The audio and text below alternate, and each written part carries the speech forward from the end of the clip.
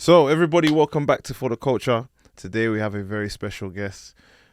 This person has played in over 30 plus countries across 4 different continents. A second round pick in the NBA draft in 2010. GB big man standing at 7 foot tall from Cheltenham, Kent. The original geezer, Ryan Richards. Mate, we got to start again, mate. Why? What'd I say? Cheltenham. Where's Cheltenham? Listen, I don't know how to say it, bro. I don't know how to say it. Sittingbourne, Kent. Yeah. Okay. It was perfect, bro. But yeah. You got to get that bit again. All right, cool. Yeah. We're gonna go again. Beep, cut. Go back to the beginning. All right, cool. Yeah. So, welcome back to For the Culture, everyone. We're here with another guest. I'm very excited to have this person on the pod. This person's played in 30 plus countries across the world, 4 different continents. Second round pick in the 2010 NBA draft, the GB big man standing at 7 foot tall from Cheltenham, Kent. I say it wrong again? Sittingbourne, bro. Yeah. Sittingbourne. I think it's funny. Keep it. I think it's good. You could just club it in and who made your Wikipedia page, bro? Sittingbourne, and it's Chatham. Chatham. What are you saying, Chatham? Bro. There's no E. Chatham. There you go, bro. He's an NBA draft and an English teacher. There you go. What else do you want to hear? Yeah. Okay, Ryan. Gotcha. Welcome, bro. Thank you for having me, man. Why? First of all, my question to you, bro. Why do they call you the original geezer? Where'd that come from? My granddad, when he first met me, yeah, he was like the size of the kid. He was like a geezer, and then it stuck with me. I just kind of. So yeah. You call yourself the original geezer, and people call you the original geezer because you're a man child. I don't know if anyone calls me the original geezer. I think I took that handle and thought, my granddad, I was called the little geezer. Yeah. And then, I just ran with it. And then I didn't have social media till 5 years ago. Have you always been like big? Yeah, I would say, yeah. I've always been tallest in my class, biggest out of my family, yeah. That's dope, man. Yeah. So tell me a bit about where your basketball journey began, your childhood, how you grew up. So I grew up in Sittingbourne, Kent, born in Chatham. Not Chatham. If you know, you know. There you go. My father's Jamaican, my mother's British. She's from Maidstone, another part of Kent.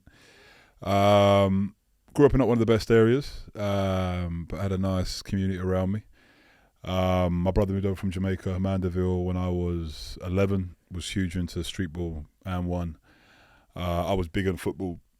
100% would have played Premier League. Yeah, no question. Peter Crouch did it. I would have done it. No question. What position did you play? Striker. Yeah. Goal scorer. Yeah, that was it. Goal scorer. Grew in a summer.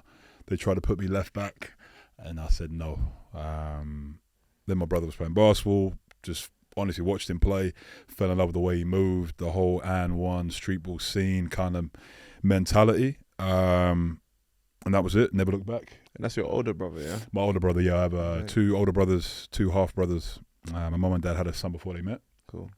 And just was just in love with the game. More of like one-on-one street ball kind of side of it. Wasn't really a fan of British basketball like at that time. Yeah.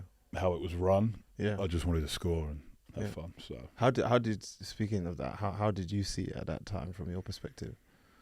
I just it was so far from street ball. It was so far from N1. I just thought it was a bunch of guys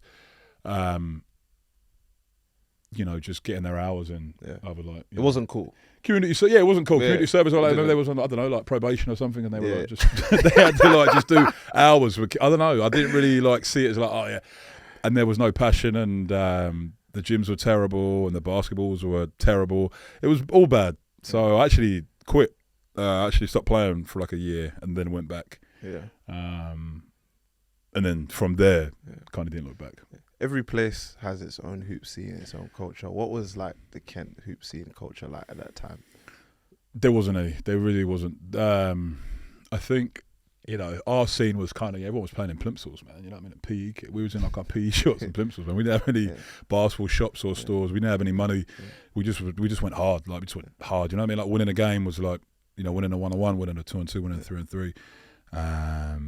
Shout out to all the boys that I grew up playing with. But if you was to bring us, we would go to tournaments sometimes in Sid Cup, Mm-hmm. Brixton, and if we walked in, you would laugh. Like, it was bad, man. Yeah. It was bad. But I think I wore my David Beckham fake Predators. Do you remember them? I wore them like for a good year and a half. They had holes in them. But to hooping. Oh, we would kill people. We were killing. Like, we were tough because we just went so hard. We wanted to prove something. Yeah. And but there wasn't a scene. Like now, there's a big scene. It's picking up. Yeah. But at that time, there was no scene at all. I mean, my mum used to bring me to Brixton.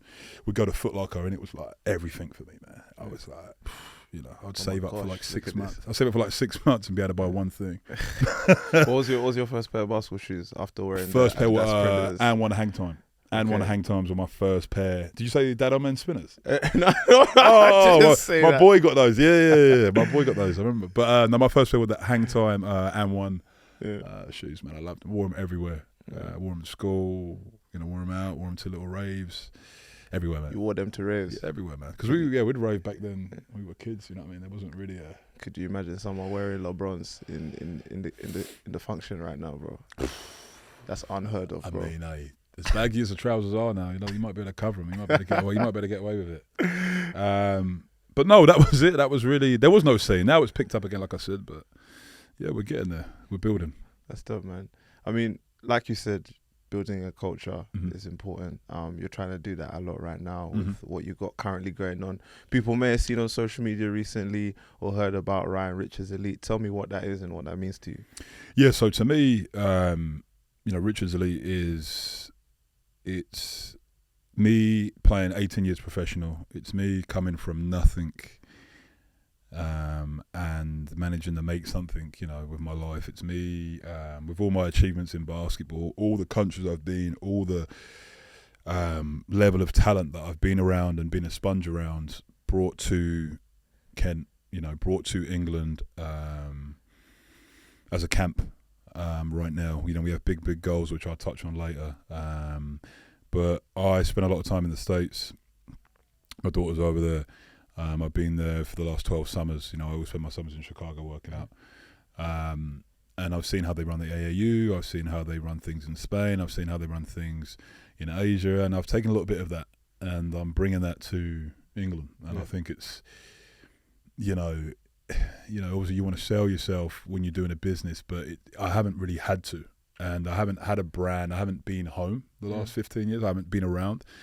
And, it was like, man, it meant so much at the event that you was at to see all those people there after me being gone so long. But again, what is Richards Elite? Richards Elite is basically my 18 years of experience from NBA, EuroLeague, Asia, Africa, from Hall of Famers like Tim Duncan, Tony Parker, Ginobili, coaches like Popovich, Pedro Martinez, bringing all of those experiences that I've got to a camp where kids can really learn. And it's more about mentoring and about showing them what it really takes. A lot of people say they know they don't know what it takes because they haven't been there. They haven't even got close. So a lot of the time I struggle when I hear people say they know what it takes, because you might know someone that knows someone that's done it. Yeah. But you ain't been through it yourself. You haven't been through the injuries, you haven't been through the fire, you haven't been through the pain. I find it hard. And kids are real, man. Like kids see through. They see through shit. They see through everything. You understand? And a lot of the time, they lack that respect. They have that coolness, and we get that out of them straight away. As soon as the camp starts, I mean, we drop the rules, we go at them, we make them compete. There's no cool stuff. There's no acting cool. I say to everybody, if you've got 100 M's in the bank, then be cool. Until you got that, you don't be cool. And that's what it is. It's just bringing all of my experiences, bringing people, like high quality people, good people.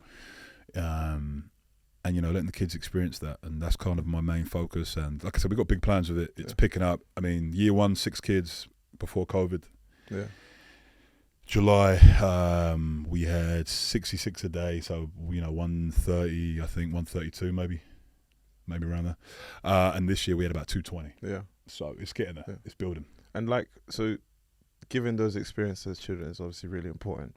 Those young guys, you've got kids up until the age of 20, 21, right? So 19. 9 to 19, boys and girls. I mean, that age for you was huge as well. You were already kind of abroad, experiencing a different culture of basketball in a different country. Tell me a bit about that. Where was your first experience abroad? Yeah, my first experience was Gran Canaria. I was 15 years old with the ACB team. And shout out Melvin Saunders, who's a trainer now, trains Victor with a bumper.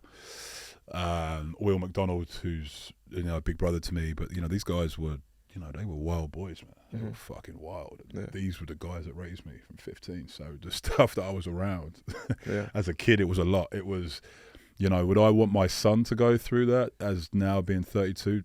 No, it was too much. Definitely created a monster, I would say. What would you change out of that experience? Oh, I mean, I come from, we come from not the best place. So when I had this opportunity, my mum was like, go. Yeah. Like, she packed my bags, like, go. Yeah. There's nothing there for me. Yeah. And there was no one like me there. Yeah, I feel like in London you have these communities where you have, there's rich, Nigerian culture, Jamaican culture. There was nothing where I was. Yeah. So I was one of one. Yeah. And I was going down a bad path, and my mum was like, go, get out of it. So we ran as quick as we could. Yeah. Do you mind touching upon that a bit more in terms of a bad past? Like what kind of things are you experiencing? I mean, I would just say growing up, everyone's, one of the head recruit offices for Jeremy Kyle. Remember Jeremy Kyle? Yeah. It's in Sittingbourne and Sheerness. That's where they recruit those people. Is yes, it? like it's not Kent.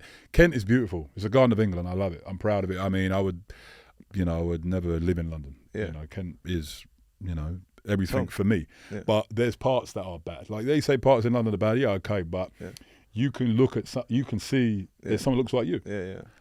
I didn't see anyone that looked like me. Didn't have that. There wasn't any of that. Yeah. So you're kind of, as a young kid, a mixed kid as well, you're trying to figure out who you are. Then you got, Jamaican uncles and a father that, if you're not you, as a Jamaican, that's kind of where they make fun of you the most. You have to be you. You got to be original. You got to be you.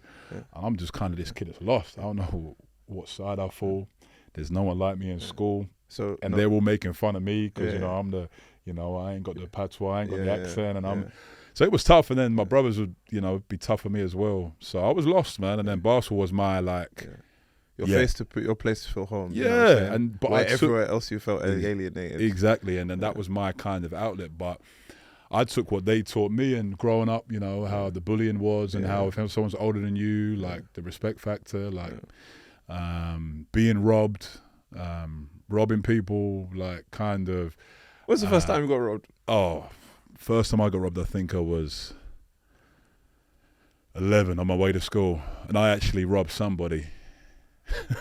You did it first to buy Pokemon stickers. Jeez. And then I got robbed. So that was my karma. I never did it since, but you learned your lesson. Yeah, I learned my lesson. But I say it was bad. It was bad because there was nothing. There's no outlets down there. There wasn't any youth centres and community hubs. There was nothing down there. There's nothing down there. It's just kids trying to figure it out. So the Jeremy Kyle thing is mad, bro. Yeah, honestly, it's Sittingbourne, Sheerness, Isle of Sheppey, Sheerness. You can look it up. It's not. It's better now. It's better, and it's multicultural now. It's mixed now. I like it. It was. I mean, like I said, growing up, leaving at 15. Wouldn't change it. Wouldn't change anything about my career. But I wish I had kind of like a father in my life or a brother or somebody to kind of be like, that's not right, bro. You can't be doing that. Don't you find that's the beautiful thing about basketball though? Like it's got such a massive brotherhood aspect to that, and your teammates that you meet along the way end up being an important part of your family. Did you find that a lot for yourself? Where'd you get that? You didn't get that? Fuck, that's bullshit. But I was just like, get your money, get your numbers, and get out. Get in and get out as quick as you can. Yeah. Don't play too long. I don't see a brotherhood in basketball at all. I think it can. There is some. Yeah. Like I've played 30 countries or 30 teams, right? Yeah. So you're talking 15 times 30. You got the maths on that? Yeah, why do me like that, bro? Yeah. 50 times 30. And maybe I've got three 750. Really? Is that right? Yeah. We'll check that. 750. Aye, ask the engineer. This guy's sitting here listening to us. To you. But no, I got like 3 brothers out of my whole career, like 3, like real brothers that generally want me to do well and will be like, hey, bro, like you're looking a bit heavy now, man. Or hey, like, like correct my game or talk to me. Like I got 3 real brothers from basketball playing 18 years and 750. Yeah. So it's 350. I was calculating while you're talking. 350. It's 350. Okay, all right. So yeah, I don't believe. I mean, you can create a brotherhood. I think it sounds good. It sounds good, right? Like, oh, we're a family. This is a brotherhood. Like, okay, well. Correction, 450. I was wrong again. Yeah, I don't know, but we have to figure that one out. I don't know. We're all over the place, but no, I don't really. I don't see that. I think, you meet good people along the way, but it's a use factor. Yeah. I always say it's like, as now I'm a 32-year-old man, I'm a father and stuff. Any new friends I make, it's, there's a business aspect to it. There's a reason why. Yeah. When you're younger, you grew up together, but I was always team to team. I was on the move. Yeah. So I didn't really build a true, I guess, brotherhood or relationship with anybody. Yeah. And there's a lot of jealousy, in basketball, especially when you're young. Because now the social media is big. It's big, man. If you're that kid, if you're that guy, you're that guy. Yeah. But back then, I would get a lot of love on the socials, and some guys wouldn't, and that was a big reason why I think players were jealous. Because you'd be like, but there just weren't any content. Like I always say, like Sam Netter, I got drafted off of a mixtape. Yeah. Like that mixtape he made me in 2009. Yeah. Like unicorn shit, man. So let's fill in the gaps there from that, because talking about being quite young, going to a different place. How did you get from being in Gran Canaria to now 2009 getting a mixtape and preparing to go to the draft? Like, give us like a quick run through of how those years went. Okay, so when I was 15, went to Gran Canaria, played under 16s, 18s, and trained with the men. Was killing, was killing all the regional stuff, all the stuff in Spain, all the tournaments. It was, MVP, scoring leader, rebound leader. Like that was kind of my breakout, I guess, year, I would say. And then went to the Nike Hoop Summit as the youngest player ever to represent England in the Nike Hoop Summit. Got to play. Where was that? That was in Houston at the FedEx Forum Center. Got to train with Derrick Rose, Kevin Love, Alex Ajinka, Nicholas Batum, Petra Copeland, Omi Caspi, every day at 15. These guys are 3-4 years older than me, and I'm going at them. I'm going at them 100 miles per hour. Terrible reads, not reading the game at all. Don't know what a play is, don't know what a screen. I'm just going hard. And I've got a name for myself. Managed to be in the history books as the youngest player ever playing the Hoop Summit, and then from there went to Houston. Met John Lucas. Like I said, I was a bad kid. And growing up where I grew up and just dominating Spain. I didn't really respect it. So the coach, the guy that I had at the time that was managing me and taking care of me, we went to Houston and I met John Lucas and I went in that gym and there was Yao Ming, Gerald Green, Boston, J.R. Smith, Denver Nuggets, Big Baby before he got drafted, Sean Williams, Boston College legend. Melo was in there for a couple of workouts. What's the biggest thing you learned from that? Be a dog. Like everyone can say be a dog, but the first play of the day, I had to guard Big Baby. He put his elbow in my sternum, and from then I learned how to shoot. So this was before when I was like 16 years old. Okay, wow. So I met John Lucas, who's a legend. He was #1 in America for basketball and tennis. He's a good Google, and he's with the Houston Rockets assistant coach. Juwan Howard, who's now the Michigan coach, was there too. So I'm staying in Houston with these guys, and I'm training with these guys every day. And for 4 weeks, I wasn't allowed to shoot. I had to defend these guys, half court, pick them up, and they played 1-on-1 at me every single 16. Day. And after, I'd go to Fuddruckers. He'd take me to Fuddruckers, John Lucas, and then we'd go straight to the track. For 4 weeks, they broke me. They used to call me Canary Bird because I was coming from Gran Canaria. Well, I wanted to cry. I wanted to quit. These guys, J.R. Smith coming at me downhill, full speed, bang, crossover, bang, stopping the play, get the fuck up, defend again. Gerald Green throwing it off the backboard, dang, guarding Yao Ming at 16 years old, trying to pick up Steve Francis.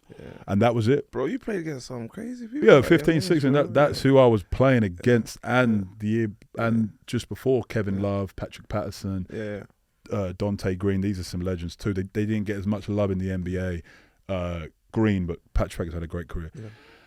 So OJ Mayo, these are the guys I was around from 15 to 16. So that was it. And then from there, people got in my ear and my mum's ear and tried to make some money out of us. They're big names. They're well-known names. Oh, you're not talking about that, bro. Yeah, and then I went to Belgium. Yeah. And then, So after the Hoop Summit, you go to Belgium. I got to Belgium with Chris Finch and Tim Lewis and those guys, and spent a year there. And then from there, went back to Gran Canaria, got out of there quick, went back to Gran Canaria as I had a contract with them, and started the season great. Will McDonald, that's my big brother, man. I love that guy. He was trying to get his passport, his Spanish passport. So while we were waiting for that, I was waiting. Once he became Spanish, then I was on the roster. So I was training every day with James Augustine, Daniel Kicker, Will McDonald, J.C. Carroll, who plays for Real Madrid. You know, he was I think a rookie at the time. So I'm training with him every day, just waiting for this passport. Never came. So I went to Switzerland. Played maybe 2.5 months out there. Did my thing, and then went to the draft. Yeah, and that was it, really, bro. Okay, so great mixtape out from Hits Fix. You get your name out there even more. You know, draft night is obviously an amazing night, but you know, we hear NBA players always talk about what happens before the draft. You know, the workouts you have to do. Yeah. You know, the screening by all of the teams, the testing of your athletic ability. Mm-hmm. How did you compare to the Americans and maybe some of the other Europeans or people from around the world that were there at that time? For me, it was a breeze, because I had been around those guys since I was 15. So now Derrick Rose was a $200 million player. O.J. Mayo was a $60 million player. You know what I mean? So Kevin Love was an all-star. Yeah. So I'm like, I'm coming. I just got to wait to be 18. Yeah. That's all it was. It wasn't really a thing. So when I went into I had my first workout at Detroit, smashed it. Mm-hmm. I remember I was doing some pad work and doing some moves, and this fucking thing was cracking me, dude, crack. And I was like, fuck, one of the coaches. I'm like, fuck, this is like another level of strength. Yeah. I've never experienced this type of strength before, you know what I mean? I've been broken before. Yeah, I mean, I was like, this was a coach. Look at the old guy's got grey hair, short hair, grey hair. I'm like, Jesus Christ. So I sit down after the workout, like, good job, young fella, So Joe Dumas, I go up to the office and talk to Joe Dumas. He's like, hey, we're going to keep an eye on you. We're going to bring you back. I go back downstairs. He's like, hey, good job, young fella. Guess who it was? Ben Wallace. Oh, really? Ben Wallace is on the back. I didn't know, because obviously I'm thinking of the hair. Yeah. He'd cut his hair at that point. Yeah, he cut his hair. He was with the staff and stuff. So that was really cool. And but then from there, I went to the combine. Once I went to the combine, the first day everybody sat out because they thought they were going to be a lottery pick. So guys don't want to do the combine. Yeah. But there was some dogs in there, like Larry Sanders was one. Patrick Patterson. They were the only two guys I think in the first round that actually played. So like, like your big first rounders, like your top 10, like these guys didn't play, they didn't scrimmage. No, they just watched. They were all on the sideline watching. They were all watching. So they were all just watching us. Not but I didn't know they were the big deal. Yeah. I'm hunting for Kevin Love. I'm hunting for Patrick Patterson, Solomon Alabama. Yeah. Guys that I've been around from 4 years ago. I'm not really thinking about any of these guys, but the one dude that was that dude, and he is still that dude to me, is DeMarcus Cousins. That guy had a presence about him. I saw him and you could just tell he was the real deal. I didn't really watch anyone's highlights. I didn't watch anyone's film. I didn't care who anybody was. Shout out Craig Brackens. Craig Brackens was tough. Tough. He 21st pick, Portland, good friend of mine. But really, minus him and Cousins, I didn't really see anything that I couldn't do, because Cousins was too big, and he was. I would say I was more skilled than him, but the way he was too big, and the way he moved with that skill. And Craig Brackens could shoot the shit out of it. And he had a bag. He had like a real tweener bag, which I didn't really have at the time. What do you think? Right, side note, but what do you think of like the whole way DeMarcus Cousins has been treated in terms of how he's kind of been blackballed? I tell all kids. I mean, if you've got talent, I always say my way. You do it my way, right? Every kid has this. I do it my way. Some people can do it their way. I did it my way, and it was good, but I could have made a lot more money. Cousins is a guy that can do it my way, but you have to remember now, like, if people don't like you and you don't play the game, you're done. As soon as that big injury happened, and he turned down the 60 million, I think it was. I knew it was done. He wasn't about to come down and redeem himself because they wanted him out the league. They didn't like him. Nobody liked him. All the technicals, like, it was a beast, though, man. It was, but you don't want a headache. You want someone that gets along. And then he was the best big man in the league. So when you drop, everyone's like, great. Like, they don't like you. People don't like you. Have to be likable. I never thought you had to be likable. I just thought you had to be a dog, be the best. I wasn't trained that way. Especially in modern day NBA as well. So content driven. People want role models. And it's hard to, you know. Yeah, I was watching that game when he tore. I was watching that because I loved that combo. AD, see him a lot of the time in the summer, in Chicago. I'm a big fan of his game. Big fan of Cousins' game, obviously. But when I saw those two, I was like, this is great. So I remember when he did it, I was like, shit. And it was his contract year, and I was like, someone's going to offer him because he's the best big man in the NBA. Yeah, you have to offer and he turned down that. I think it was 2 years, 60 or something like that. I was like, shit. And then he gambled on himself, which I love. I'm always about gambling on yourself. Yeah. But I don't know how many times you have to look up that you are a max player and then you play for minimum and go back to a max.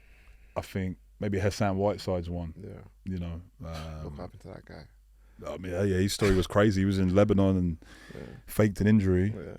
To go to China for the bag and then ends up in Miami and gets in the best shape of his life and gets 100 mil. So hats off to him. But no, like to me, he was special. Like Craig Brackens and DeMarcus Cousins were two guys that they had something I didn't have. I didn't have DeMarcus Cousins' size, and I didn't have Craig Brackens' elite tweener skills at the time because I just knew to go hard, more so than kind of. Play as a 3-4, I would say. So go back to draft night. Like, what happened, man? Did you get to sit on the table? You got with your family there with you? No, so I was alone. I was alone in Chicago. Oh wow. So I was just working out, and my family didn't really know what was going on. I was like, oh yeah, because I've been saying I'm going to go to the NBA since I left at Spain. Yeah. They're like, oh okay, and I was playing in all these big events. Yeah. So it wasn't really a big thing for us. It was like, oh, it's going to happen. Yeah. So we go to a bar. Great story. I go to a bar, my boy Jeff Durkin, one of my close friends.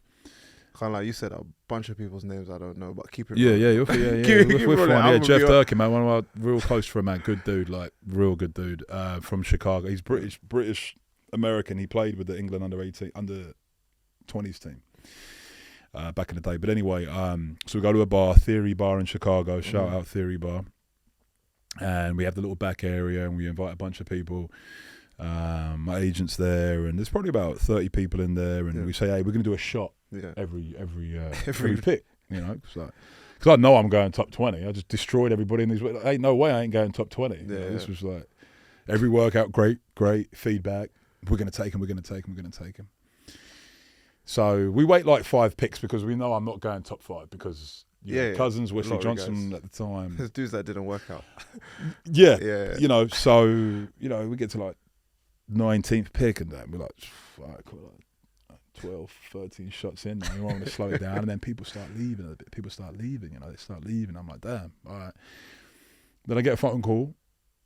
My agent at the time, Herb Rudoy, he's like, hey, they're going to take you at 20. Spurs are going to take you at 20, but you have to go back overseas. I said, no, I'm not going back. Like, no way. No way. Back. No way. You never know. Back on the boat. Yeah, and you don't know what happens. You don't know what happens. But I fall all the way to the second round. And it's getting like the 44th pick, 45th pick. I'm like, what the, and there's a couple of things I didn't work out with.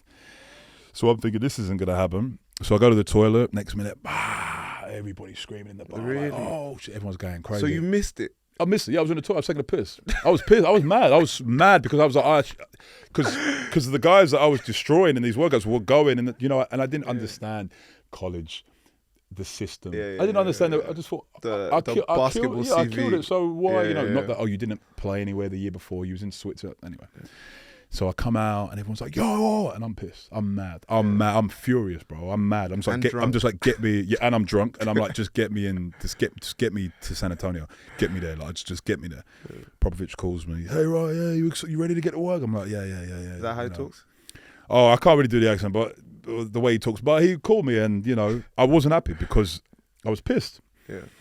I'm like, okay, yep, I'll be there. I'll be ready to go. I'll be there. So anyway, everyone's like, cheering, and the agent that I had, like the side agent that I had, I'm thinking he's like the man, right? Because he works with Luol Deng, but he's more of kind of like Luol Deng's runner more than his actual agent. But the way he painted it to me was like he was the man. Yeah. And these girls crying, and they're like, "Your first client," and I'm like, "Oh shit!" I'm like, "Shit, I'm in trouble now," because I'm thinking he's the real deal. He perceives himself as the real deal. Anyway, the bar owner comes over. He's like, "Get the fuck out." I'm like, "What?" I'm like, "Huh? Get the fuck out." I'm like, "What do you mean?" He goes, "You're fucking 19. It's 21 to drink in here. What the fuck?" So, Oh, that's crazy. So they're thinking I'm like, I don't know, senior in college. So we had to get out of there quick. We get out of there What? quick. Yo, bartender's bugging, bro. You could have just... No, bro. We just made the NBA, bro. We had to run out of there, trying bro. to get you out. We ran out of there. We went to the club called Shrine in Chicago. Shout out Shrine. Hood spot. No cuts. Yeah, I think it was like a Tuesday to a Wednesday. You have to check it, but it was like a Tuesday or Wednesday. But we went in there. We just got like a shitload of bottles and turned up and had a good time. Yeah. And then 2 days later, I go down to San Antonio and they just say, "Yeah, you need double shoulder surgery, man. Your shoulders are completely fucked. Basically, they are completely fucked." And I'm like, "What?" And they're like, "Yeah." So I had shoulder issues that whole 15 to I got drafted. Yeah. They would pop out. They would sublux, dislocate, and I didn't know. I just played through it because the people I had around me were fucking shit, man. You know, they were just trying to get as much money out as they could me. They didn't really care about me. But when I got there, they did the results. So rumor has it, you know, I hate when people say this, but rumor has it that you were supposed to go 20 and they would have done your surgeries and then took care of you, which they did. They did that anyway. They took care of me and I spent the whole year with the Spurs. Yeah. But apparently they linked my medical reports to other teams and stuff. So I dropped all the way down to 49. Now, is that true? I don't know. But to get picked, needing double surgery is kind of insane. It's insane, you know. And as I got older, I'm more proud of my achievements and stuff. You know, when you're younger, you're always like, you know. But you're frustrated because you want more. You're hungry. Yeah, you want more. I wanted more for myself, but I have to think about it now. I got a daughter, and like my family name is in history books, man. Like forever, awesome. Bro. Like you look up the draft class and I'm there. So that's the first time I ever heard of you. It's like, oh, who's Ryan Riches? Oh, bro, this guy got picked for this guy's NBA draft pick. I was like, what? We got an NBA draft pick. That's it, mate. No, but that's and then that resonates a lot, man. It's a big deal, man, and you should be proud of yourself regardless, because there's very few people that have done it. And you know, I think we're in a place where that number will slowly start to increase. And it is beginning to increase. We've got some serious ballers out here, man. There's some. I've even seen some at the Richards Elite stuff. I'm like, hey, these boys, they're just different. You know, their skill set now, they're so advanced. You know, the stuff that they can do is scary. So, you mentioned a lot of people there already now. So you're now at the age of 19, right? And you've already shared the court with some amazing people. If you could pick one person, the most talented player that you've ever shared the court with, J.R. Smith. J.R. Smith was a 6'6" LeBron James. J.R. Smith is more talented than LeBron James. That guy right there, because a lot of people didn't see him in Denver. He went through a lot of shit. He was he actually dropped me at the airport, and I played for his AAU team. And I think the next week he flipped the same car and killed his best friend. You know what? Yeah, in Houston, if I'm not mistaken. You know, he went through some stuff, man. He had a lot of issues and stuff, people said, but he treated me with love, mate. He was like a big brother, him, and he has a brother as well. And I played on that AAU team with Kenneth Fareed back in the day. So I would train with John Lucas, and I was just getting abused for 6 weeks with these NBA legends. And so they put me on the team, but I had to guard this guy like daily, and the stuff that he could do. I don't even think LeBron James couldn't do the stuff this guy does. I mean, he was a freak. He was a combination of like Melo, Dwayne Wade, but athletic like LeBron. He was a freak, man. In Denver, he was also really fun to watch. Yeah, he was unreal. I mean, you know, I got to do a couple of trips with him, you know, flying on the airplane, and, you know, smart dude, man, always reading books, like nothing like how everyone shows him as like the Henny guy. You know, people make fun of him but like for me, my experience with him were great. I learned a lot from him in the short time I was around him, but you couldn't do nothing with him. Yeah. Like, he'd toy with you. Lance Stevenson's another one as well. Lance Stevenson is somebody that every workout I had, me and him had a lot of workouts together because we were second round picks. Yeah. And agents actually started trying to not put their players in workouts with us. Like, we were dogging people. We were dogging, like, it was crazy. It was like, you go, I go, you go. But it was so nice that I used to just give him the ball and just watch. Yeah. Like, and I'm forgetting away. I'm trying to get a job. What's the maddest thing you ever saw Lance Stevenson say or do to another player? Because the guy was we was special kind of talent. We was in Minnesota, and we was at it was like a 3-on-3. Yeah. They do these 3-on-3. I don't know if they still do them, but they want to see you play. They want to see like you play a little bit more. So it was me, him, and Landsberg. he's a tough bucket, man. Gave us GB like 40 for Austria. It's tough. Look him up. He's from Gran Canaria now, actually. And we were against Jarvis Bernardo, who led the country in blocks. He was guarding me. Xavier Henry, who was the 12th pick from Kansas, was guarding Lance. And I saw this guy basically like toy him, like all of this stuff, like cross him 3-4 times. He had like a wide open layup, would take it back out and do. It was. I've never seen anything like that, and I just go out of the way, like, Landsberg as well. We just go out of the way and just kind of waited if he gave us the ball. I mean, him in an ISO situation was amazing. It's still amazing to watch. Born ready. 100% born ready, bro. 100%. Other than or was the original geezer that your granddad gave you, do you have any nicknames people gave you along the years? Do you just want to drop off? I used to get Big Smooth. I used to get Big Smooth back in the day. When I was in Belgium, I remember they used to call me Big Smooth. But I think that's it, really, bro. I ain't really get too many nicknames, to be honest. Double R is cool, R was one, but I never really got many nicknames, bro. I never got people called me names and stuff, but I didn't get too many nicknames. Yeah. Okay, we've touched upon a lot there, man. Obviously, after getting into the NBA, you had a great career after that overseas. You visited so many places, man. Just like give us like, tell us the stamps in your passport, man. Like, tell us where you played, man. I mean, there's a lot. I mean, some of my favourite spots. Would you say? Yeah, tell me some of your favourite spots. Iran was probably my favourite country to play in. I mean, I loved Iran. I was there for like 2.5 to 3 years. Absolutely loved it. What was special about Iran? The food, the hospitality, the women. I had Mehran Shintab was my coach, man. National team coach, fucking good dude, man. National team coach for Iran was your head coach? Yeah, he was when I first went there, and I loved him. I think first day I got there, we signed the contract, and he showed me the contract, and it said like 3 times the amount that I was paid on it, and I was like, oh shit, I was going to sign it quick. He goes, oh, that was another player that I wanted, but I'm happy that he didn't come. I've got you now, and we took like a mid-pack team to the finals. We were up 3-0 in the finals against the champs, and we lost, but. He was great. He was big for me in my career in Iran. I mean, he loved me, man. We saw each other. He's like, I know you're a bad guy. I know you're a bad guy. When I see you, I forget about it, And I was like, I know you'd be getting up to stuff as well. I just loved him. I loved him, and I love him to this day. And his son's actually in England now coaching. But I loved it. Like, there's a lot of centers in Iran, a lot of bigs. So I got to play more of a 4. Yeah, which I feel like I really was. Yeah, to be honest. Vienna's. I won a championship in Austria back in the day. That was super fun. I loved Vienna. Always got time to go back to Vienna. Where else, really, man? Japan was there the last 2.5 years. Japan's special. Yeah. It's easy. You feel like they run everything so professional and clean, like a business. Yeah. That you kind of feel like you're in a business. And the basketball level isn't. The imports is not as high as other places. Right. But the Japanese are tough. The Japanese, man, they're quick. They're quick. They go hard. Like They are. I think Japan might be the future of Asia.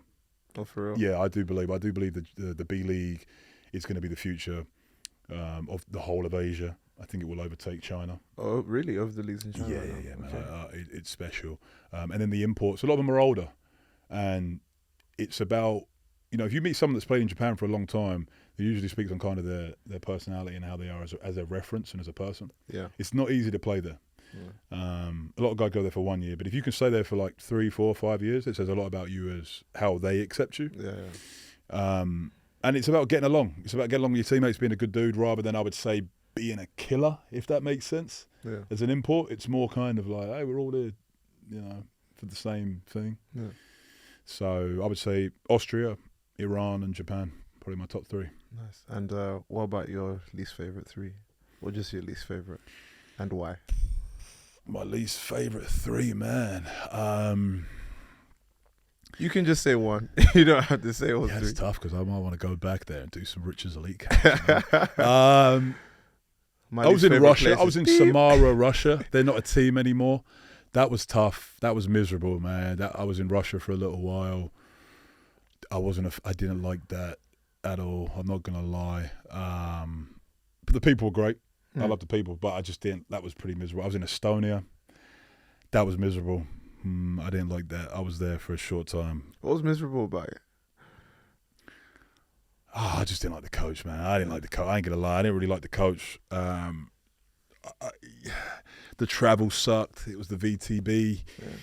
It wasn't for me, man. I didn't, I'm just not a fan of European basketball, man. I've never been a fan of European basketball. I'll never be a fan of European basketball. It's not for me. It's not my style. I respect it. But it's just, So anytime I had to play in Europe, sometimes I would do short stints, then go back to Asia.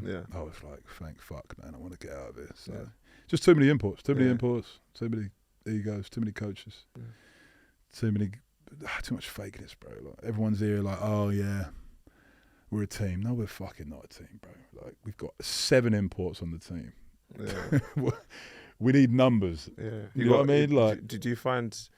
You said earlier that, like, when I said about the whole like basketball brotherhood thing, and you were saying like, it's not like that. You went to so many different places, and fake, is that like a part of like that? So obviously being on teams where guys are there for a couple of years, or maybe even just 1 year, and then they leave, it makes it hard to build a culture around the squad. Would you agree with that? Yeah, I would say it's hard to build a culture. Yeah, if people are leaving, 100%. But at the same time, I think you got to do what you got to do to keep a job. Right? If you're not the same player you used to be, you don't need to be hopping around. You need to stay where you are. And I don't really agree with. I don't like snitching. I don't agree with snitching on any level. I don't care if you see something. I didn't see it. You just close your eyes. And I think a lot of people, they kiss up to GMs and coaches, and they throw people under the bus because their game won't get them a job. And that's cool. You have to do what you got to do to survive. You have to do what you got to do to get a job out here. I get that, but you're like, let your game speak, man. I've been fortunate. I always say my way. I can do things my way because I've been blessed, and I work fucking hard, man. I work really hard. I party hard. I used to party hard, and people will see that, but I train hard, bro, and I train smart. You know what I mean? And people don't see that stuff. So I've been able to be lucky to do what I want, whenever I want, how I want. But some guys can't. So I understand that you have to do certain things. Do I agree with it? No. But what I don't agree is when 2 people are the same and one gets burnt and then he shits on the other one. It's like, you would have done the exact same thing. You would have done the exact same thing, bro. So, but yeah, if you want to build a culture, you need the same faces. That's what we're trying to do at Richards Elite. Same people around, same coaches. It's great seeing the same kids come back because it's kind of like, all right, they're getting ready for that All-Star game. Just quickly, you said that you like to party hard. Yes, mate. You're on the sparkling water, bro. I'm a new man. Yeah, no more beers, no more tequila shots, just water and the days of taking 20+ shots on draft night are behind you. Yeah, they're done. No, more than 20. Think about it. It's the 49th 48 shots, bro. There wasn't. I'm not gonna lie. There weren't 49, but there was at least 25. It's more mad that the bartender let it go on for that long, and then when you got drafted, then told you to get out. Like, come on, man. Yeah, I mean, I thought when he walked in, I thought we were gonna get like I don't know, man, like a free bottle or like, some chicken wings or something. You know what I mean? Like, I don't know, something. Get the fuck out. I'm like, huh? And it's like, England, 19-year-old. I'm like, shit. I didn't even think about it because obviously, out here we're drinking at 16, 17. But yeah, nah, bro. Good memories, man. Good memories. Mad thing. New Year's resolutions, you got any? I do. I got a lot, bro. I want to do a girls' camp. That's big for me. Oh, for me personally, sorry. You say goals here, my bad. I don't think I'll drink ever again, bro. I don't think I'll ever drink again, bro. For real? Nah, bro. It definitely took a toll on me, man. Like I was an alcoholic. I was an alcoholic. You know what I mean? I always say that, but I was partying like 3-4 times a week. Drinking. But because I weren't drinking like socially, because I was recovering or training. But yeah, nah, man, drinking. I've never really been a smoker. I don't get how people do it. Like some people come high and they practice, and I'm like, how? That's insane, man. And I've struggled, man. I don't really like even inhaling certain things, bro. It's tough for me. Like maybe I got weak lungs, but I've never really been into like smoking. But I know some players that play phenomenal when they're high. When they're lit. Like, yes, bro. They're like, I'm like, oh shit. Like, I can tell when they're not high. Yeah. But no, drinking, I was big on that. Fast food too, bro. I was big on that. Yeah. Fast food. Like, so I haven't had fast food since October 28th. Yeah. I haven't drank anything but water. I mean, we went out, bro. We went out. Yeah. And I was going to drink. I was going to turn up to the max. Yeah, I remember you were saying, you were like, I want to have a drink when I feel, it's for something like really, really special. But that was a special day. Yeah, it was. The event was finished. It was. But I think that goes to show just how much, one, you're disciplined, but also how much this kind of chance for you to change has affected you, because you had the option and you had a reason and a valid excuse to celebrate and let yourself go, and you still chose not to. And I think that speaks volumes. Yeah, bro. I appreciate that, man. No, I do feel that, bro. I walked in there, man. It was the same smell, the same energy, the same vibe that I would always be around. Like, bro, I don't think so. And then since that day, I haven't. Like, I've kept going out. People have invited me out, and I've gone out, and I just drink sparkling water, and I've just been chilling. But I feel way better. I feel clearer. Yeah, man. So just don't drink.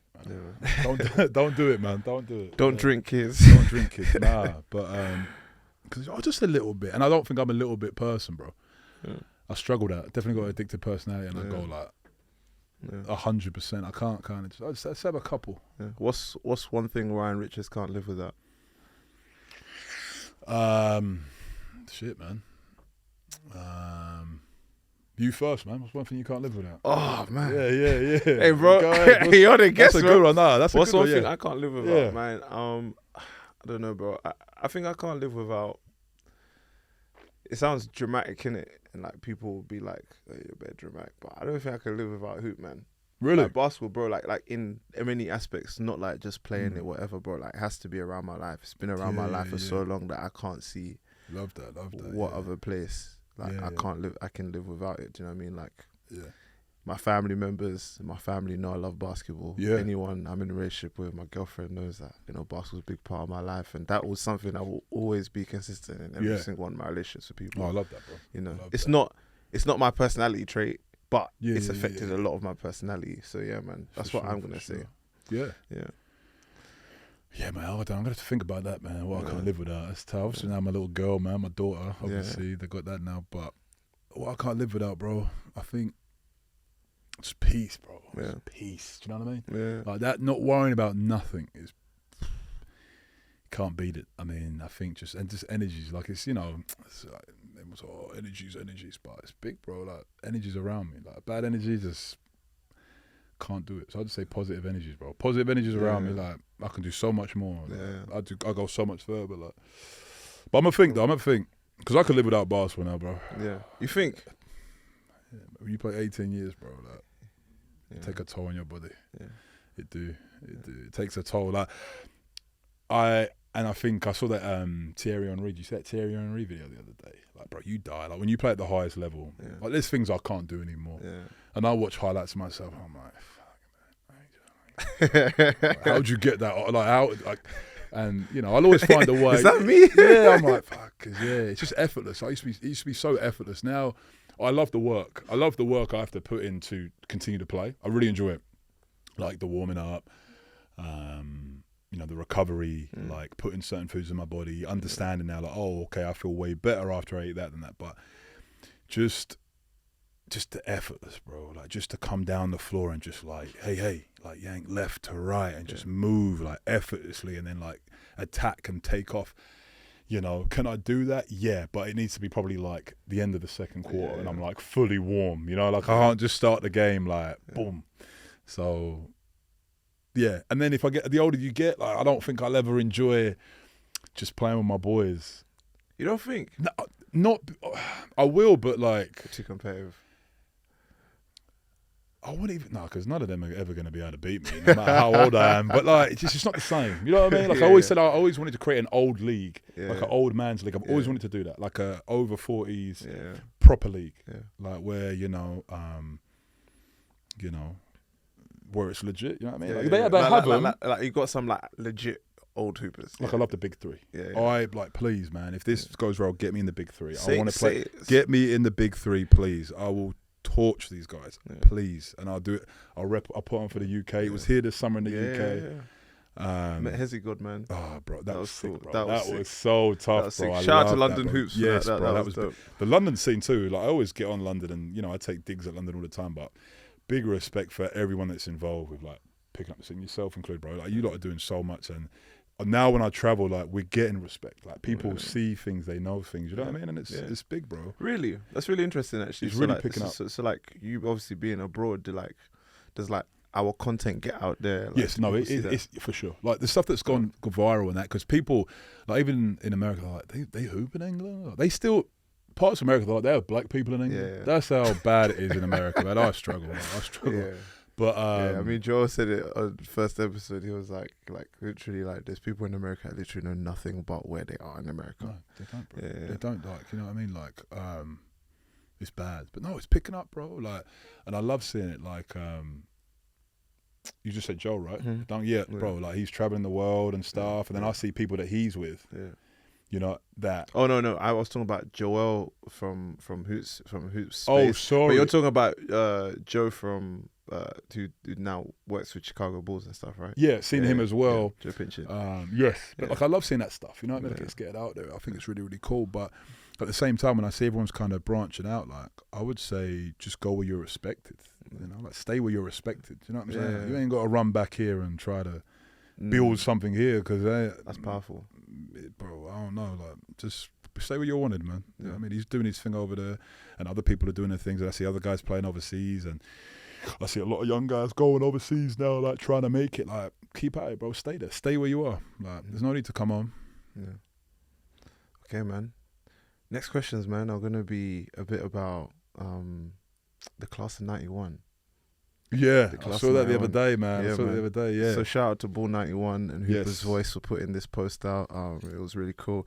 And the comments section was crazy. It was dope. Like loads of people say, "Hey, you forgot about this guy. I never got to the comment part. Bro, you need to go read the comments on that post. Because when I make the comments, I'd be there all day. So I think comments are the best part about Instagram for me. Yeah, some of them are, bro. Like some of them TikToks, I'll be on the comments, I'll be dying, man. People, TikTok community is crazy. I don't even use TikTok too tough. Shout out to everyone that's been watching the pod on TikTok. We appreciate you. We'll be putting out more stuff on TikTok. Make sure you're liking and sharing and subscribing and that stuff. But Ball 91 and Hoops always put out this post and it showed the best players. So was it can I see it? Because I saw it. Yeah, hold on. But was it ranked or was it just like a collection of guys? It was a collection of guys from different teams. I'll get the post up now, but while I get it up, I want you to talk about your class. So on this post, and apologies if anyone was missed here. Yeah. Feel free to get at us in the comments as well.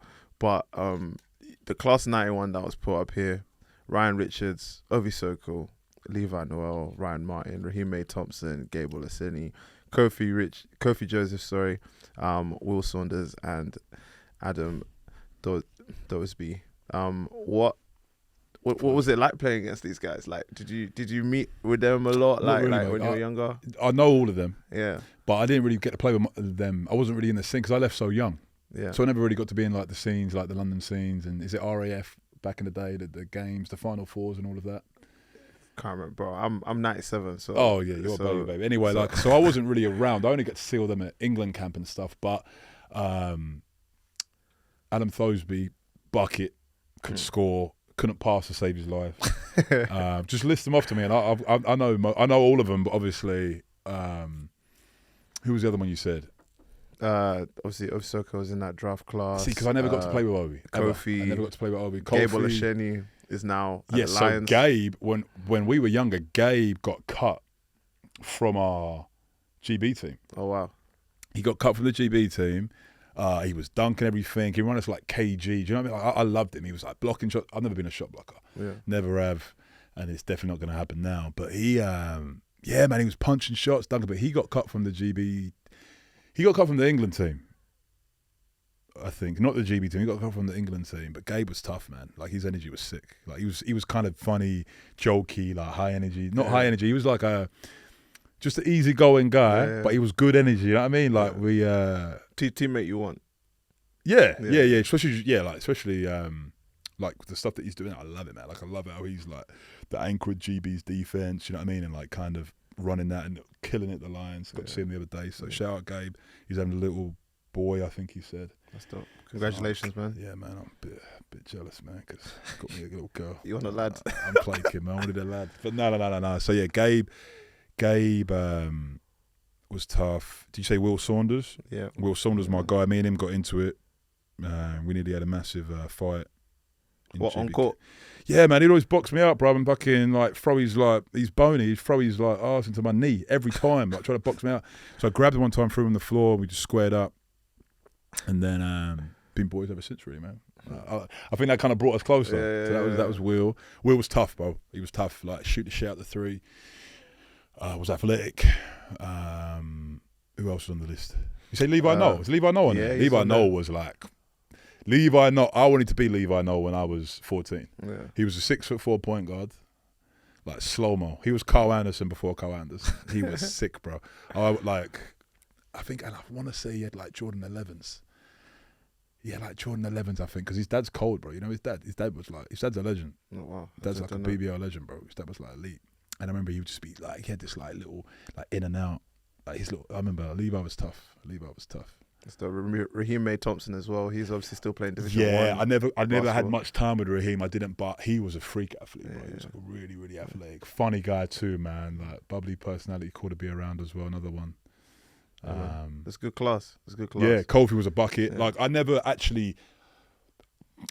remembered him ever. I never really. I heard about him. Everyone's like, "Oh, he's different," but I liked it. I like different people that are different. Yeah. I love that. And big into his fashion. Never heard about him. I never knew he had double shoulder surgery and came back.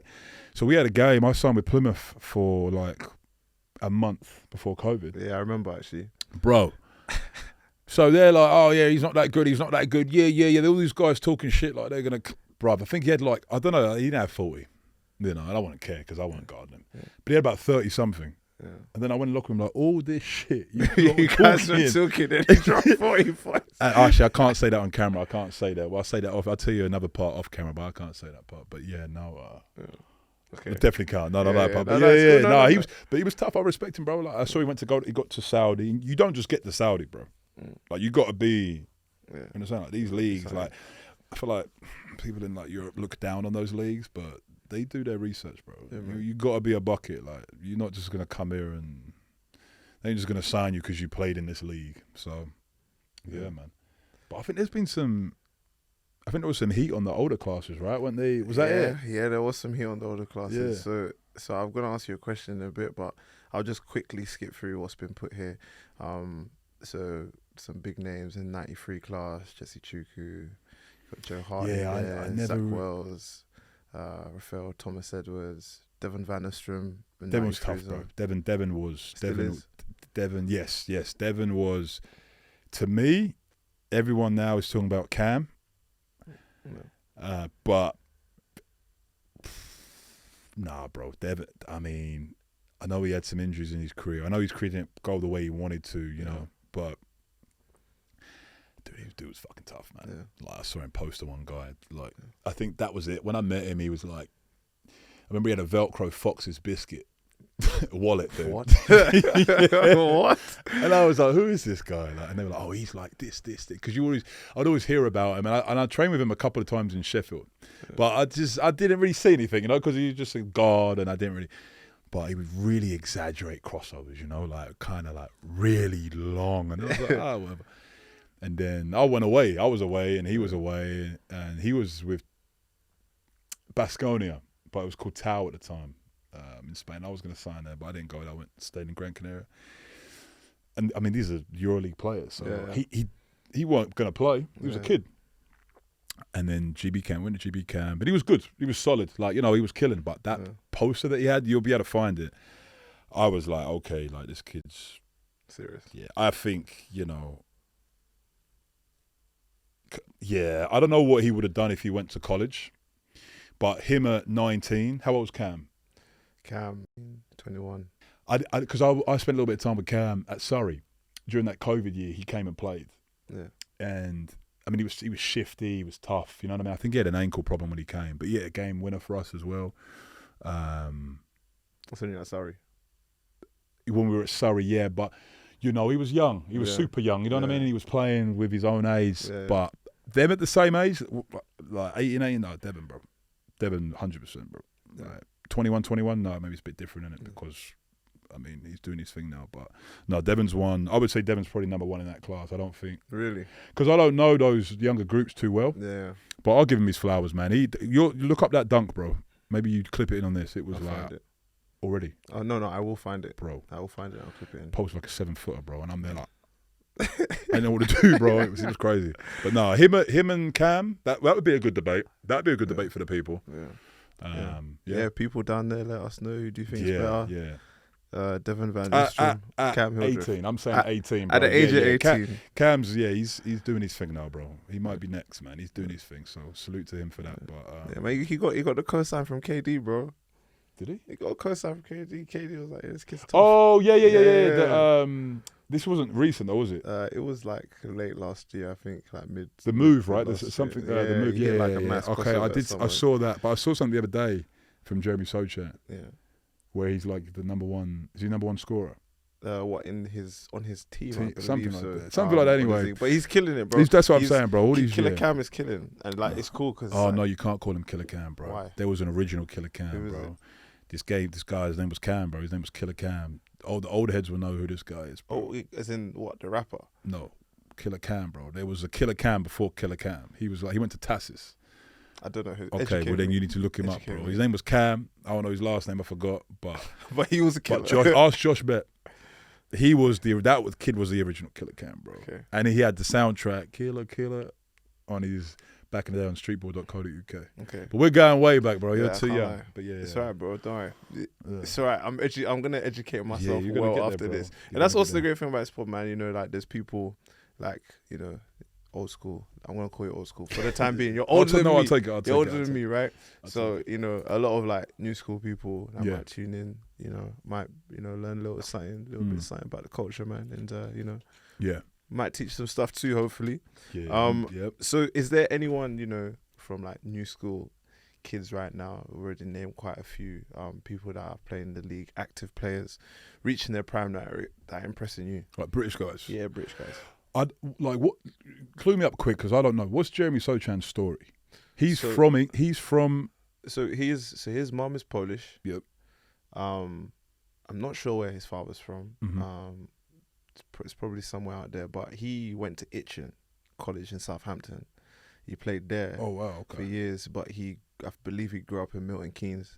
Okay. So he's born and raised in Milton Keynes. Yeah, I don't know about born, but raised Milton Keynes for sure. Gotcha.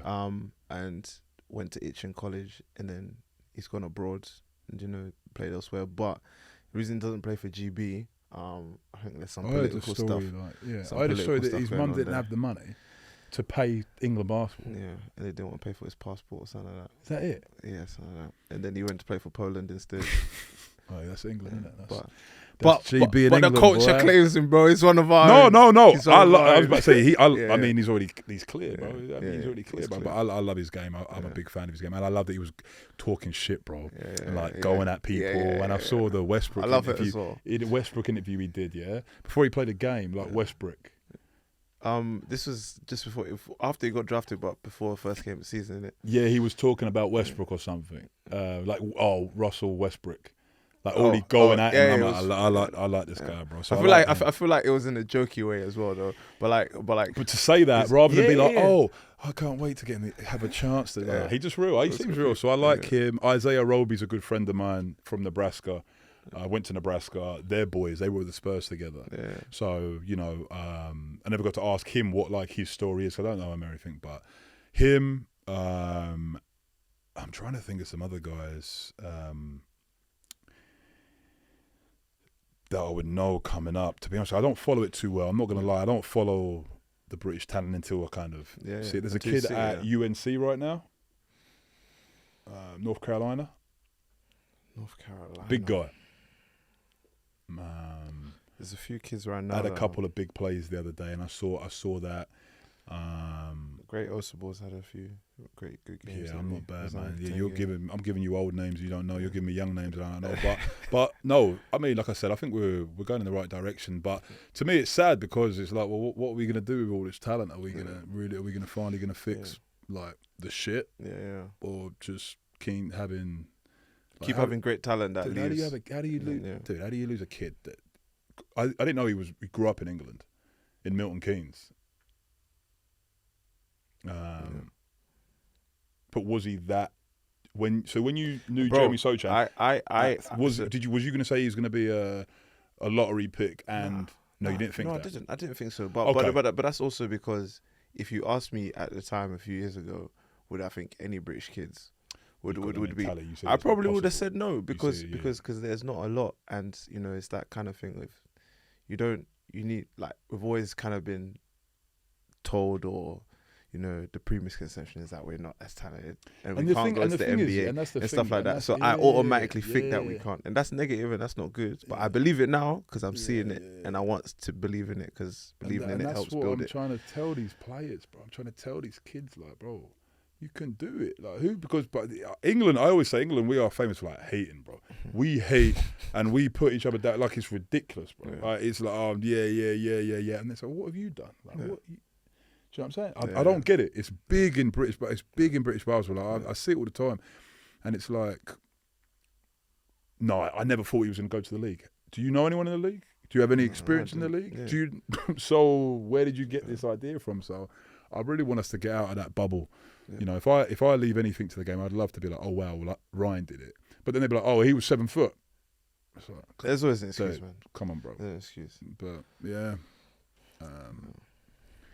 So that was the oldest age group, was 91. That was the oldest age group that they put on there, and it was your age group. How do you feel about that, big man? We're old, bro. What's that Theo said? I'm old, cuz. We're all looking for me. We're old, bro. We are old, man. Especially in basketball. In the real world, we're still young. Yeah, of course, yeah. But in basketball, we're definitely. Yeah. So, if you were, let's put you, Ryan Richards, the original Geezer Richards, Big Smooth Richards. If I was to put you in the BBL right now, British Basketball League right now, apologies. If I was to put you in the British Basketball League right now, what's your stat line? How are you competing? Nothing. I wouldn't do it. I'll just sit on the bench, help the head coach. I'm chilling, bro. What's the situation? You don't think you hoop? So the only time I played in the BBL was with Creon. I played with Creon. Yeah, right? I love playing with Creon. Yeah. The only time I didn't like playing with Creon is because he loves everybody, and he's a good man, dude, and he tries with everybody. He tries, but less is more. In the BBL, less is more. Yeah. In England, less is always more. You don't need 15 players. You don't need 12 players. So, to me, like, playing at Surrey, I loved it because it was like familiar. I could leave my yard and drive to practice. Yeah, it's hard. And I'll be honest, I never took it serious. Like, it was always fun. Like, I was enjoying myself, and I would only turn up for certain games because those games, like, oh, well, I'm playing against this person or I'm playing against that person. Or I know somebody, But it was just kind of fun to, like, be home and be back home and see my family and see my friends and just go from there. If you put me in the BBL today, it just depends on the situation. I feel like I'm at an age now where it's like, oh, Ryan, I need you to do this. I need you to do that. And I'm like, okay, I'll do what you need me to do. If it was, and how does the coach play? Are they playing through the post? Are they letting me bring the ball up the court? Are they freedom? It's a tough one. But like I said, I'm leaving in a couple of weeks. I'm heading off, so I can still play. But would you ever want to play at home again? Or I wouldn't want to play for the Lions. I wouldn't, bro. Like, I would like to play like the travelling, like that stuff. I did that a long time ago. Yeah. That's tough. It's like, I respect them boys a lot for, like, they play so many games. They play so many games, and it's so much travel. Yeah. It's tough, man. Like, I think as you get older, you want to play in easier leagues. You want to play, and when I say easier leagues, I'm not talking about like the competition. I'm talking more so like one practice a day. 2 days off a week. Yeah. Living somewhere tropical with the sun, kind of like that. That's fun for me. But, like, bro, them trips of them days of flying, like, on a Thursday and then playing on a Thursday night Friday. No. Be on like a Friday and then you got to fly back and I'm another. That's tough. I mean, I wouldn't be against it, of course. You know what I mean? It's the Euro Cup team. Yeah. It's huge, but, like, I think now I play more so like, oh, what's the setup? Yeah. More of that. But Makes I sense. can still score. I mean, I can still score. I can score with the best of them. I can still score. It just depends kind of the situation. Yeah. But what do you think? What do you think my stat line is, man? What do you think I'm going to do? I think your stat line is. What do you think? I ain't watched the full game. I Okay. ain't seen you play a full game. Yeah. Ever. Apart from maybe back when we played at Surrey, like that kind of COVID time. Yeah. That was the only time I watched you play, bro. I think you could play and get some buckets, bro. I think you could get a cheeky 10 and 10, cheeky 10 and 10 at least. I'm telling you now, I'm not getting 10 rebounds at all. I'm not getting 10 rebounds. I just, like I said, the BBL's always been fun for me. It's always been like a quick start. Yeah. I'm going to go somewhere now. Yeah. And I mean, I own my own team now, bro. I got the Kent Panthers. Yeah, that's now. true. I don't think I would ever play. I don't think I would ever play for another owner. When you own your own team. Yeah, because to me, I don't really see like. Why would I do that when I can play on my team? Like I mean, it's D3. It's like, well, I get to play. I'm at home. Yeah. You know, I control everything. Yeah. The money isn't. This guy's the coach, player, point guard, shooting guard. Man. But there's not money in the BBL. There's not money in the BBL where it makes it. Of course, there's Lions. Yeah. And if Lions call, you'd have to really have a think about that. Yeah. You'd have to, because that's, big. Yeah. That's opportunity. But that's a lot of work. They just signed another G League NBA player, didn't they? Yeah.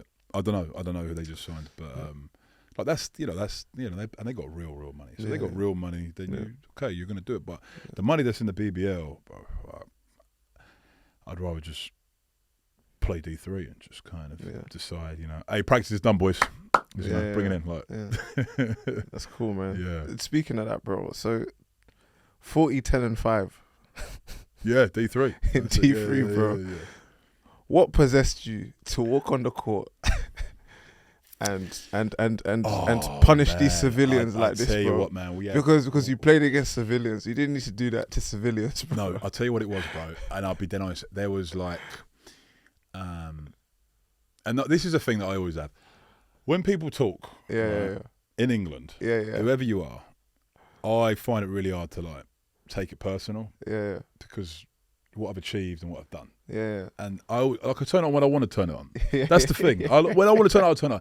So and they know who they are. People have been talking, bro, and been saying stuff in the D3 community. And I'm like, bro, just. So you went to set the record straight. No, not even that. Not even that. The point was that we had this fucking rat of a guy at the club, and he's not at the club anymore, thank God. And people just trying to ruin the club, people trying to build something great, and then it didn't work out, and then people quit and go outside. And we get there, and we had 5 dudes, bro. You turned up with 5 guys? No one showed up. It was a home game. No one showed up. Because... Home game with 5 guys? Yeah, no one showed up Welcome to D3, bro. And then we were just playing, and the body felt good. I've been clean for a month. Yeah. Clean eats, no alcohol, going to bed, doing my mobility. That's what I mean when I say clean. Mm-hmm. Some people are like, clean? What do you mean? I'm like, clean as far as clean living. Yeah. And I just felt good, bro. Body felt good that day. And when the body felt good, then we go for it. Yeah. And... the referees were horrible, mate. They tried to throw... Some of these referees, in England, and I don't want to say because I own a team now. Yeah. Some of them are amazing. They are great. Yeah. But I think some of them, and I'm the problem too because there's no one like me in D3. Yeah. So that's what I had to realise. Is Ryan, I can't post up. I can't post up in D3. It's impossible because... And if I hit anybody, they're going to go flying. Or if I back somebody down, or if I make a move, my elbow is, there's different. So I have to play on the perimeter. Yeah. Really, to have a chance, I don't have to play to have a chance to win because we had a good team. But at the end of the game, man, some of the calls they were making, it just didn't make any sense. It's like a 3-second call and the guy's kicking the ball out and we haven't posted up all game. Yeah. And the ball went in and then there was another play where they called a carry.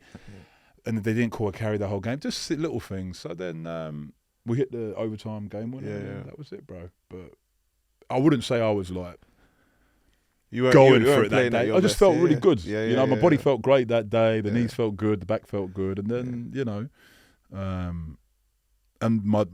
only had 5 dudes, man. Yeah. As I said, less is more. Yeah. So we did. We were because what I like about my team, we were swearing at each other, calling each other this, calling each other that. Yeah. but there was no one to sub. Yeah. So you hold each other accountable. We had to work it out. We had to figure it out. You had to work it out. Because I was like, the coach was there. We were like arguing. Like, I knew one of the dudes on the team. I knew he wanted to check out. Yeah. I knew he was like, oh fuck, I don't want to play with Ryan. Yeah. I knew he wanted to leave, but it's like we need hey, you, bro. We need to work this out. And I didn't want to play with him at one point. Yeah. I was like, fucking this guy, bro. Yeah. But we figured it out, man. We got a win. It was pretty cool. So when you're on court, right? Because it's probably bad dudes that don't know who you are. Do you know what I'm saying? Yeah. There's probably dudes that don't know who you are. So when you're playing these games, and people don't know who you are they talking was? Are they talking shit? No, man. There was this coach, man, on this team, and he's an idiot, mate. He walks in the gym, and the gym's like packed because it's our gym. Yeah. And he's like, hey, he's saying hello to me. I'm like, you all right, mate? And then he's fucking sitting there talking shit about me. You know what I mean? Yeah. And everyone in the gym knows me. Yeah. And I'm like, bruv. And then they all come and tell me what he said, and he's going, yeah. Take it easy today. But honestly, bro, like, no one talks. Everyone be cool. Like, everyone's cool. Like, they don't really know beef or no talking shit. Like, maybe if we played more London teams. Yeah. But I think I would be more motivated then. Because if someone talks shit to me, I'm on it. Like, sometimes some games I just run 3-point line, like corner to corner to get my cardio. Yeah. You know, I don't really. When we first came back, we had plans to go to D2. Yeah. That was the plan. But like I told you, I had this fucking guy. Yeah. So after that, we just kind of was like, let's have fun with it. Yeah. But it was good. I mean, shout out for everyone sharing it and showing love. And I got another contract. You got a contract off of going 14, 10 and 5. No, because like, I was chilling. Like, people were like, you still playing, right? I'm like, nah, I'm retired. I'm with my own team. And then, shout out Mo, bro. You know what I mean? They posted it. Man like Mo. Yeah, bro. And he started putting out some content. And then the team's like, oh, you still good? And I was like, all right, cool. So I'm going to leave in the next couple of weeks, man. I'm going back overseas. So tell us about that, man. What's next? I can't say too much now where I'm going, but I'm leaving in about 2 weeks. Yeah. Probably by the time this comes out, you would have. I'll be signed somewhere in that. So basically, come play for the Kent Panthers D3 and you will go to. You will go to. I guarantee you, man. Yeah, you'll go there. So that's it. But that's dope. But again, like I said, it's lucky. But I've been blessed. You know? I can do it my way. Like a lot of players couldn't play D3 and then go. But you have to kind of control your own kind of. Yeah, man. Control your narrative. You have the main character in life. You have to in this game. Like you have to sign for the Kent Panthers, and you will go clear, bro. That's what you need to do. I mean, yeah. I ain't gonna guarantee it, but it'll happen. I mean, like you were just saying, like you've got some next stages. You're still thinking about playing. You're not quite retired yet, bro. Talk to me about the BAL or the ball. You know, like that's an amazing experience, man, to be able to play in like the Africa League, man. Yeah, I mean Africa, that league with Japan, I think is the future. Like, I do genuinely believe. I think Europe's dead. Europe is dead, man. Like that's bro. EuroLeague, of course, different animal, right? You've seen the latest news that's just come out about that. But to me, these other European leagues are, they're not going to last. And, you see how it is now with money crisis, bro. Like, these teams can't pay. So the level's getting worse and worse and worse and worse. And I hope players are getting smarter. Come here and play in this league and then you'll move to that league. Like, just, no, bro, wake up. That ain't happening, bro. It's not happening. Very rare, it can, but But the bowl was amazing, bro. Was with Surrey for that COVID time. Turned up a couple of games. Same thing, I was retired, bro. I didn't want to play. I said I signed with Surrey for the rest of my career. I was like, I'll play. Signed like a 5-year deal. I don't want to play anymore. I'll just chill here. They weren't sure what they were going to do, so I was like, all right, cool. Went to Tunisia, played there. Then from there, Ed Lucas, shout out Ed Lucas. Hit up Petro. He's hood famous. Yeah, bro. He hit up Petro, bro. And Petro De La Wanda, his team in Angola that he's with now. We're like, yeah. And then I was like, all right, cool. So then they flew me in. I went to Angola. Spent my 30th birthday there, bro. Yeah. And then it was go time. Went to the bowl. We were rocking, bro. We were cooking, man. We had a good team, good energy, good dude. I love the Angolan people, bro. Like I feel like maybe I might be Angolan, bro. If I try, I loved it, man. I had a good time. Ancestry. Yeah, I loved it, man. And then And then President gave us all a shout out. That's so hard, man. Bro, it was sick. I loved it, bro. Like the food, like the women, everything, bro. I loved it out there. And then after that, we went to the bubble in Rwanda. Mm-hmm. We were cooking, but we had a bad game. We had a bad semi-finals. We had a bad game, man. Just missed our shots. Yeah. Just happens, man. You know what I mean? We went down, I think, like 12-14, and you could see, like, because a lot of us were vets, you were like, it's not our day for us to come back. Yeah. So, unfortunately, we came third. You know, we came third place. Still great though, man. You had some massive players in that, man. Some great highlights. Some one stupid posterizer. Yeah, that I post all the time. Yeah. It was sick. It was sick, bro. It was sick. Like, it was like my first dunk in like 2 years, I think. So it was good, but we yeah, man, we should have won it. I really genuinely believe we should have won it that year. I think if we would have got to the final, we would have won, but everybody thinks that, don't they? I mean, there's a famous photo from there. We'll get it up on the screen as well. If you're listening through Spotify or whatever, make sure you go watch the video. But like, talk me through this, man. So this guy, I don't know who this guy is on the other team, but we played them to get to the next round. Yeah. And we smacked them. Yeah. Like, you know what I'm saying? And I was cooking him. I think I don't know what I had. And he was like, "Fuck you, motherfucker! Fuck you, bitch!" I'm like, "All right, bro, whatever." And then the next day we played the game. But why I love that team is I shot 50% from three. My job was to space the floor because we had some real athletic rollers. Mm-hmm. And I wouldn't start. I'd only play 20 minutes. And when I come in the game, I would get the ball. We knew the roles. Yeah, we knew, like, it was a group of like vets and we all knew our roles. And that's what I like, you know, at this stage of my career. And I think I missed my first 2 shots. That was it. I missed my first 2 shots, and then I subbed out because I would always come out at the end of that first quarter. Mm-hmm. Would never start the second, and then we were walking into the second quarter, I think it was, or maybe was it the third? I can't remember. Maybe it was the third. I don't remember. Where we were walking in on a timeout, and he's like, "Fuck you, pussy bitch." I'm like, again. So I was like, "All right, cool." So I was thinking, how can I get him, bro? How can I get him? Because I want to get on an island. I want to like rock him. Do you know what I mean? Like, like that's really my game. Like, you know, little island work. And then called it in the post, and then they just sent me left. I don't know why. I've never been sent left in my life. Because your left hand. Because my right hand don't work. I think I've got 4 career points in my right hand. And then hop, boom, and then I saw him run. I said, "Oh fuck yeah, this is it." And as I jumped, I was scared to jump. I ain't gonna lie, because I ain't really dunked in a long time, and it was COVID. Yeah. Boom, got up, and it just went in perfectly, bro. It was like perfect time. Yeah. You had to let him know. And it was a foul. It was definitely a foul, bro. So I'm like, yeah. And then you can see the referee. This video referee's like, I think I called him like pussy bitch. I don't know. I said something back to him, something stupid in his accent. But saw him in the hotel, I think the next day, and I was like, "What's up, bro? What's up?" So it was cool, man. There was no drama, but yeah, bro. But it was amazing. It was an amazing experience. I definitely think it's, you know, I keep saying this, but I do think it's the future. I think Africa is the future for basketball, as well as Asia. Yeah, that's dope. Yep. Did you? I got a tough question for you, man. This is more of a personal one. I'm a big J.Cole fan. Yes. Did you play against J.Cole? Got to play against J.Cole. That's so and it dope. Was like, a lot of people giving him shit. Do you know what I mean? Because like, oh, you took someone else's roster spot and blah blah blah. But cool dude, humble as shit. Like, I feel like my type of guy. Yeah, like if I was a celebrity on that, you know what I mean? I would be like I would vibe with him. Yeah, just super chill, super cool. Gave everyone some shoes, gave all his teammates some shoes. That's awesome. But it was sad watching him warm up a little bit because he was old. Like, he's 37. So you could see he was kind of like old, you know? Yeah. It's cool that like still trying to live his hoop dreams, isn't it? I mean, and it's great for the league. Like, it boosts the league. And there's obviously a market side of it. But he could shoot. But what people forget too, bro, like, it's Africa. Yeah. So physically, like, these guys are like, it's not like, they're tank, brother. It's like they're fucking just strong. And even if they're not, they're strong. Even if they're not, you know what I mean? But they're just naturally strong. Yeah. It's a tough physical league, bro. Yeah. So you could see he struggled. Yeah. But I think he got some buckets out there. Yeah, man, he did. I think he hit like 2 threes or something like that.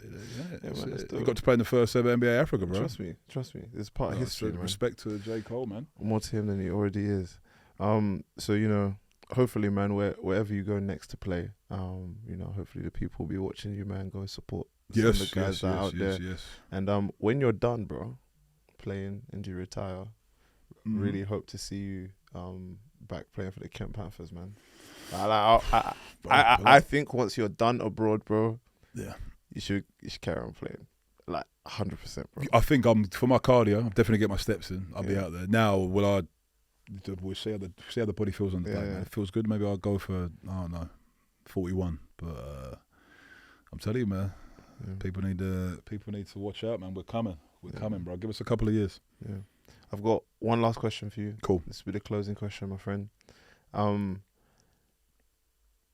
the culture is here to kind of, display our stories, talk to people, have some fun. It's infotainment. Yeah. And you're an entertaining person yourself. How can the British basketball community support you in what you're doing with Richards Elite, what you're trying to build in Kent? Because that comes from a very good place of you trying to, put something there that wasn't there for yourself. Yeah. And maybe help someone, that might have felt alienated like you were when you were younger, feel less alienated. Like, how can the community, the people watching, the people that, have the powers that be, how can they support you? It's a really good question. I would say for me, I just want everyone to reach out, like coaches, hoopers, parents, just reach out. You know what I mean? My DMs are open. I always reply. I get back to you as quick as I can. I just want to help, as many people as I can to understand how it is outside of the UK. I can't speak on how it is in the UK, and a lot of some of these kids, I see their frustration. I know how hard it is for them, and because they're telling me, right? So I can't give you much help there, but I just want to, to me, if you guys let me help you, that's supporting, because that's what makes me feel good. That's how we're going to grow, Like I said, I want Richards Elite to go over the whole of the UK. We're going to be taking it to other countries, in this coming year. This year, sorry. So I would say for me, the biggest thing, support is, use me. Like, take advantage of my experience, my knowledge. Use me so I can help you and we can grow, as a country for basketball and as a community. That's what I would say. Well, thank you very much, man. For Appreciate sure. you coming down the show. Yeah. I think we're gonna have you come on again, man. I'll be on it, bro. There's a lot of stuff that you gotta finish telling us about. Yeah. But yeah, man, we appreciate you. Make sure you lock in. Go and follow Ryan Richards, Original Geezer. Make sure you follow Richards Elite as well. And yeah, man, stay locked into the journey, man. Best of luck, man. Thank you. For sure. Appreciate you, brother. Take care. Appreciate you, bro.